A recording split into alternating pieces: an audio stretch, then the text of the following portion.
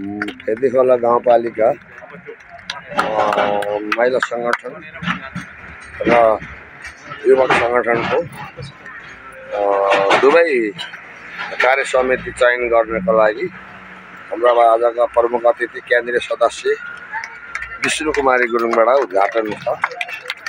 आज यो नयाँ कार्य समिति चयनको लागि कार्यक्रम उद्घाटन।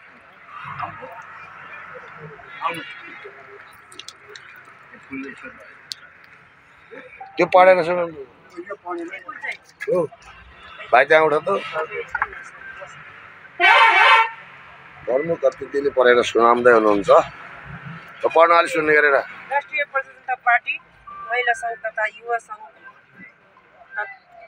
गठन कार्यक्रमको प्रमुख अतिथि राष्ट्रिय प्रजातन्त्र पार्टी भूतपूर्व महिला सङ्गठनका केन्द्रीय सदस्य श्रीमती विष्णु गुरुङज्यूको म आफै भयो आतिथ्यमा सम्पन्न भयो। मिति 2081 साल चैत 30 गते शनिबारका दिन।